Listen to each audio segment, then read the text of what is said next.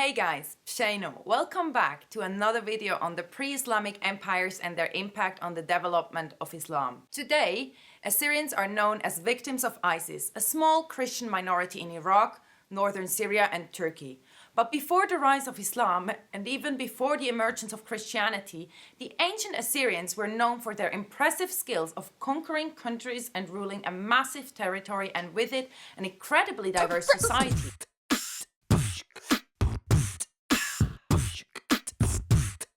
The Assyrians' skills in imperial ruling can be compared to the success of the Islamic expansion as well as the Ottoman Empire, covering large territories with different ethnic, linguistic and cultural groups. Due to this expansionist ideology, the Assyrians were called warmongers and didn't have a nationalist spirit to keep all occupied territories loyal.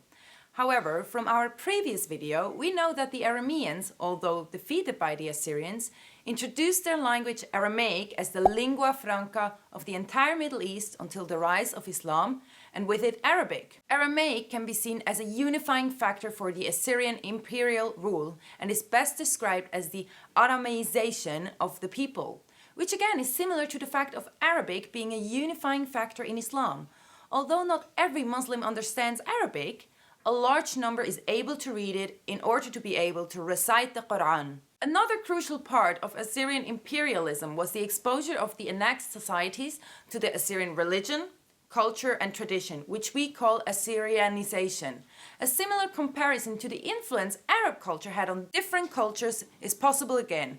Or how else would you describe the absorption of some pre-Islamic but Arabic rituals in Nigeria or Indonesia? It is the unifying Ummah factor, holding large and diverse groups together. The ancient Assyrian Empire reached from the Persian Gulf all the way to the Mediterranean Sea and was structurally based on established provinces and vassal states, a system that the Ottoman Empire later copied in order to keep the annexed regions on a leash. The Assyrians were considered as the most successful conquerors of their time. No army ever carried war as far as the Assyrians did. They even received financial tributes for protection from the Egyptian pharaohs, which in history were considered as strong emperors. This payment of tribute also reappears in Islamic history, with simply put a Muslim taxing system for occupied territories for non-Muslims being the so-called jizya, which in return promised protection to the occupied people. Now, the Neo-Assyrian Empire lasted for 1,200 years, which is a similarly long period as the Byzantines managed, who are called the longest existing empire. The massiveness of the territory plus the longitude of their reign was successful because of the provincial and vassal state system. Every province was run by a provincial governor and repeated the same structure set up by the Assyrian emperors. A province had a capital city, several farming villages responsible for food, and finally road stations which allowed safe traveling between these provinces, while at the same time preventing any form of rebellion in rural areas. In order to discourage any form of rebellion, the vassal states were under hegemonic control, and the Assyrian rulers treated obedient states with a just and fair rule, while at the same time used sheer brutality and force against rebellious states. If you are a Game of Thrones fan and know about Joffrey, then imagine the Assyrian kings to be 10 times worse.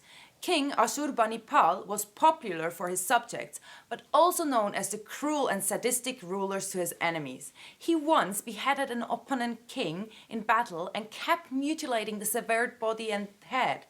Other practices of him were to skin his enemies and feeding them to dogs. Finally, the Assyrians also created a culture and center of knowledge in Nineveh by King Sennacherib, which is also my dad's namesake, by the way. Today, Assyrians are mostly based in northern Syria, Turkey, and especially Iraq.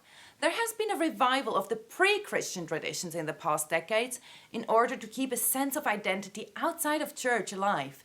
This renaissance of an Assyrian identity, however, is again endangered by the effects of war with the destruction of cultural and religious sites, such as the ancient Lamassu statues in Iraq. This is it for now. I hope you guys enjoyed it. If you can't wait to watch another video of ours, just click subscribe to be the first one to know of our latest release. Thank you for watching and see you soon. The ancient Assyrians were known for their impressive Sorry, start again. Today, Everyone shut up. Shut up.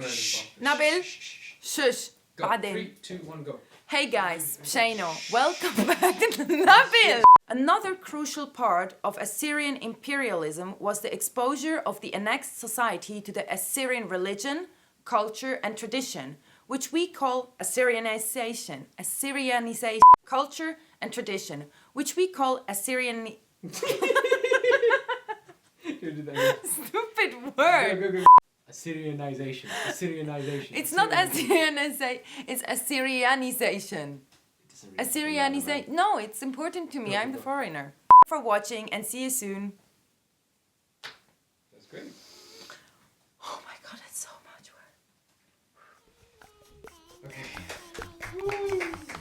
Oh my god. My head is exploding.